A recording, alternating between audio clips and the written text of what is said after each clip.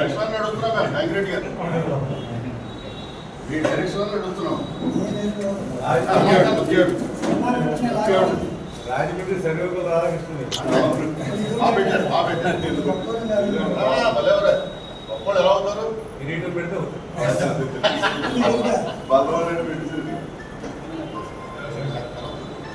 ఒకసారి అది ఇచ్చేయండి సార్ అలా అలా పట్టు గురుగారు ఒకసారి ఎలా చూడండి. గురుగారి పాదాలు ఇక్కడ చాలా మంది గురువు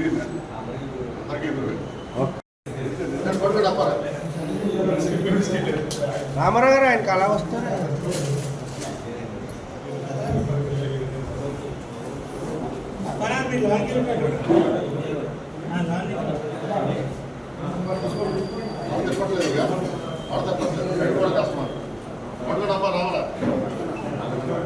నాయుడు గారు మీరు అడ్రస్ రావా వాడతప్పట్లేదు కట్టుకోవడం అది ఇచ్చేయండి సార్ మీరు ఇవ్వండి అలా ఉంచండి ఎలా చూడండి తెచ్చారండి ఇది పర్యావరణం లాస్టింగ్తో పర్యావరణం చూడండి సార్ ఎలా ఉండండి అక్కడ అందరూ ఇచ్చాడు ఒకసారి అంటే వచ్చి బాగుంటుంది అవుతులైన పెద్దలందరికీ పత్రికా విలేకరులకు మీడియా విలేకరులకు అందరికీ కూడా నా హృదయపూర్వక నమస్సుమాంజలు. మీ అందరికీ కూడా ఉపాధ్యాయ దినోత్సవ శుభాకాంక్షలు.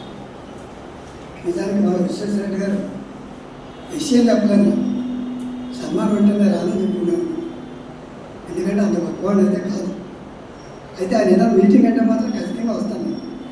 చేత ఆయన మీటింగ్ చెప్పారు కూర్చొని ఫోన్ చేశాను తప్ప విషయం చెప్పలేదు. ఎనీహో నాకు బలరాం నాయుడు గారు కూడా మొన్ననే మా ఇంటికి వచ్చి ఇక హిందీ ప్రచారంగా తీవ్రం చేయాలని చెప్పారు. ఆ దృష్టిలోనే ఉన్నాను. హిందీ ప్రచారం కొంచెం శశికరావు గారు మరణించిన తర్వాత కొంచెం దెబ్బతిన్న నాకు సపోర్ట్ లేక తప్పనిసరిగా మళ్ళీ హిందీ ప్రచారాన్ని కొంచెం దేవతాన్ని చేస్తాను. చనిపోయే వరకు ఏదో రకంగా పాఠాలు చెప్పాలనేది నా లక్ష్యం. మా చిన్నప్పుడు తల్లి గారి సమయంలో కానీ మా చిన్నప్పుడు కానీ అంటూ ఉండేవారు బ్రతకలేక బడిపంతులు అని. ఏదో సినిమాలో బుద్ధిమంతులు సినిమాలో అనుకుంటాం ఒక పాట కూడా ఉంది. బతకలేక బడిపంతులు పని నువ్వు చేశావు, మరి 6 నెలల దాకా జీతాలు ఉండవు, నువ్వు చచ్చావో బతికావో అడిగేవాడు ఉండడు అని అంత దారుణంగా ఉండేది. ఆ తర్వాత వీళ్ళు బాగా తెలివితేటలు నేర్చుకుని వ్యాపారాలు చేయటమో రాజకీయాలు చేయటమో చేసి బతుక నేర్చిన బడిపంతులు అయిపోయారు. కానీ మా నాన్నగారు మా అన్నదమ్ములకి మాకు చెప్పిన పాఠం ఒకటే, బతకలేక బడిపంతులు కాదు, బతకనేర్చిన బడిపంతులు కాదు, బతుకునిచ్చేవాడు బడిపంతులు అని చెప్పి అదే సిద్ధాంతాన్ని నమ్మాం. ఇంతవరకు కూడా మేము మనం పిల్లలను తయారు చేయాలి, వాళ్ళకి మంచి బ్రతుకుని మనం ఇవ్వాలి, మంచి పౌరులుగా వాళ్ళని తీర్చిదిద్దాలి అనే లక్ష్యంతోనే ఇంచుమించు మా అన్నదాన్ని ఒక మా మూడో తమ్ముడు తప్ప మిగతా అందరం కూడా టీచింగ్ ప్రొఫెషన్లోనే, మా మదర్లతో సహా అందరూ కూడా మా నాన్నగారు టీచింగ్ ప్రొఫెషన్లోనే తీర్చిదిద్దారు. మేమందరం కూడా మంచి పేరు గుర్తిస్తారు టీచింగ్ ప్రొఫెషన్లోనే తెచ్చుకున్నాం. మరి ఇవాళ రాజమండ్రి విశిష్టత ఏమిటంటే సర్వేపల్లి రాధాకృష్ణ గారు పుట్టినరోజు మనం చెప్పుకున్నాం. ఆ మహనీయుడు ఈ రాజమండ్రిలో 2 సంవత్సరాల పాటు ఆర్ట్స్ కాలేజీలో ప్రొఫెసర్గా చేశారు. అప్పట్లో గవర్నమెంట్ జూనియర్ కాలేజీ, అలాగే బీఈడీ ట్రైనింగ్ కాలేజీలో ఉండేది ఆ కాలేజీ. మరి ఆయన ఇంగ్లీష్పేటలో ఉండేవారు. ఆయన అధికున్న ఇప్పుడు కూడా ఉందని చెప్తూ ఉంటారు. మరి అటువంటి మహనీయుడు మన రాజమండ్రిలో సంచరించాడు.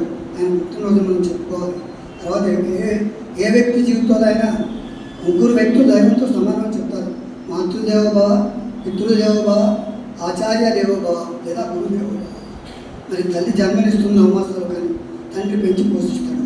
మరి గురువు అయితే ఇందాక చెప్పుకున్నాం, వాడు శిక్షాబుద్ధులు నేర్పించి వాడిని ఉత్తమ పౌరులుగా మంచి ఆదర్శవంతమైనటువంటి వ్యక్తులుగా వాడి భవిష్యత్తును తీర్చిదిద్దుతాడు. అని చేత మనకు తాను పైగా మన దగ్గర చదువుకున్నట్టయితే వాడు కలెక్టర్ అయినా, మంత్రి అయినా, ముఖ్యమంత్రి అయినా, ప్రధానమంత్రి అయినా వాడిని ఎరా అనేటటువంటి హక్కు ఒక్క టీచర్కే ఉంటుంది. మనం ఎవరినైనా ఎరా అనవచ్చు. మన దగ్గర చదువుకున్నవాడు ఎంత పెద్ద ప్రవృత్తిలో ఉన్నా అటువంటి గౌరవనీయమైన వృత్తిలో మేము ఉన్నాం. చాలా ఆనందపడుతున్నాం. మా నాన్నగారు మమ్మల్ని తీర్చిదిద్దినందుకు మా తల్లిదండ్రులు కూడా పాదాభివందనం చేస్తున్నాం. అలాగే మరి చిన్నప్పుడు మమ్మల్ని తీర్చిదిద్దినటువంటి గురువులు కూడా అంకిత భావంతోనే మాకు చదువు చెప్పారు. మేము కూడా అదే అంకిత భావంతో పరిస్థితులు మారినా విద్యార్థులు సరిగ్గా పట్టించుకోకపోయినా మా బంధా మాత్రం మేము మార్చుకోలేదు. ఇప్పటికీ నేను వ్యవహరిస్తున్నటువంటి విద్యా సంస్థలో నా బంధాలను కొనసాగిస్తున్నాను. వాడు నేర్చుకోకపోయినా నా ప్రయత్నం కొనసాగుతూనే ఉంటుంది. ఈ సందర్భంగా మరి అందరికీ కూడా మరోసారి ప్రత్యేకమైనటువంటి ధన్యవాదాలు.